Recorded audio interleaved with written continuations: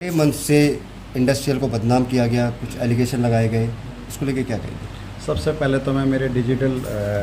Media के साथियों का धन्यवाद व्यक्त करना चाहूँगा कि आप समय समय पर भिवाड़ी की आवाज़, जो भी इसकी समस्या हैं, उसको उचित प्लेटफॉर्म पर उठाने का प्रयास करते हैं। और जो कल ये मुद्दा हुआ है, जो कल हरियाणा के रेवाड़ी के अंदर जो एक कल रैली थी, उसके अंदर हमारे भारत सरकार के मंत्री राव इंद्रजीत सिंह जी ने बड़े मन से ये बात कही है कि भिवाड़ी का जो गंदा पानी है वो हरियाणा की तरफ आ रहा है,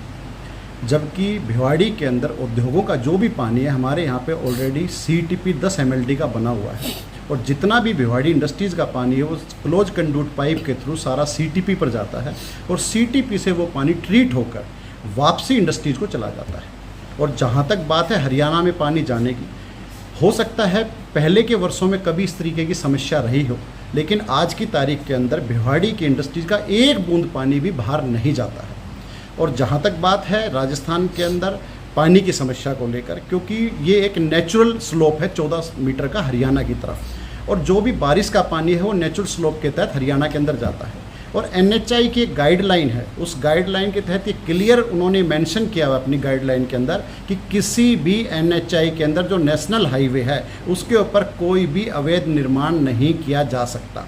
जबकि हरियाणा की सरकार ने 2023 के अंदर जुलाई के अंदर जो बॉर्डर का एरिया है, हमारे हरियाणा और राजस्थान का बॉर्डर है, उसके ऊपर एक अवैध निर्माण जो कि 4 मीटर हाइट का एक रैंप बना दिया, जो कि सरासर गलत है। जबकि हरियाणा के कम से कम 5 से 7 गांव ऐसे हैं जो भिवाड़ी की सीमा के साथ लगते हुए हैं, और जिनका 4 से 5 MLD पानी सीधा सीधा पानी राजस्थान के अंदर आता है। तो मैं माननीय मंत्री जी से भी ये आग्रह करता हूँ कि वो किसी भी उसके ऊपर पहले तो वो संज्ञान ले इस तरीके का अपने अधिकारियों से कि भाई क्या ये बात जो उन्होंने मंच से उठाई है क्या ये सही है। जबकि हमारे यहाँ पिछले साल जुलाई महीने के अंदर एक जॉइंट इंस्पेक्शन हुई थी हरियाणा गवर्नमेंट के RPCP के साथ और राजस्थान गवर्नमेंट साथ, उसमें ये क्लियर था कि राजस्थान का कोई भी पानी जिसके अंदर कोई भी ऐसा कंटानमेंट हो जो हरियाणा की तरफ जा रहा है, वो ऐसा कुछ भी नहीं है। लेकिन इस तरीके का जो भी ये ब्लेम राजस्थान की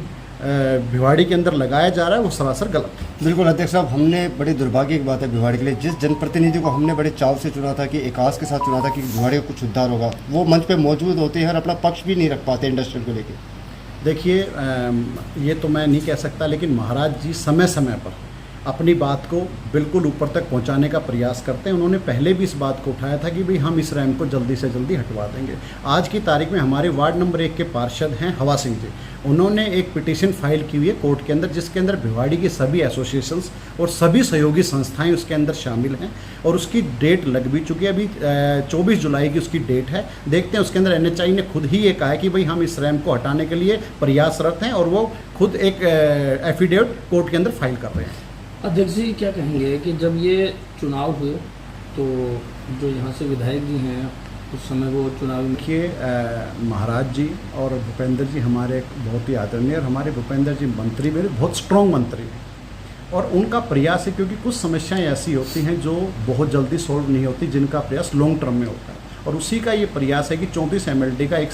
STP यहाँ पर बनाया जा रहा है। उसमें समय लग सकता है, और वो इसी उसके लिए है ताकि हमारे यहाँ का कोई भी पानी किसी भी तरह का, चाहे वो सीवरेज की बात करें, चाहे हम वो इंडस्ट्रीज़ की बात करें, हरियाणा की तरफ ना जाए। उसके ऊपर ऑलरेडी प्रयास चल रहे हैं। गंदे पानी की समस्या भिवाड़ी में, देखिए, शायद मेरे ख्याल से आप भी देख रहे होंगे कि बाबा जी या भूपेंद्र जी जितना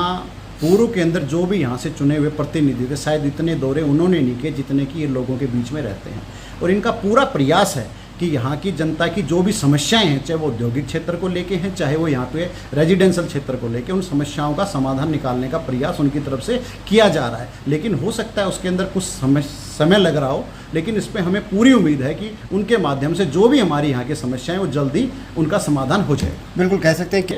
मैं ये मानता हूँ कहीं ना कहीं वहाँ के जो अधिकारी हैं उनके द्वारा यहाँ का जो ये मामला है पानी को लेकर, वो मंत्री जी के संज्ञान में उचित तरीके से नहीं लाया गया। जबकि मैं आपके मीडिया के माध्यम से भी ये कहना चाहूँगा मंत्री जी को, अपने वहाँ के जितने भी अधिकारी उनको बुलाकर इस मामले का संज्ञान लेना चाहिए, और इस तरीके की बयानबाजी से बचना चाहिए, क्योंकि वो एक बहुत बड़े स्तर के लीडर हैं, और हम ये नहीं चाहते कि वो इस तरीके की बयानबाजी में फंसे। लेकिन मैं आपको पहले भी कह चुका हूँ कि भिवाड़ी से हरियाणा की तरफ एक नेचुरल स्लोप है, उस स्लोप के तहत जो भी बारिश का पानी होगा वो हरियाणा के अंदर जाएगा, उसको किसी भी तरीके से रोका नहीं जा सकता। मानसून सर ये दिखाई दे रहा है क्योंकि हर साल की बात ही बारिश, क्योंकि बारिश का ये नहीं पता कि कितने ml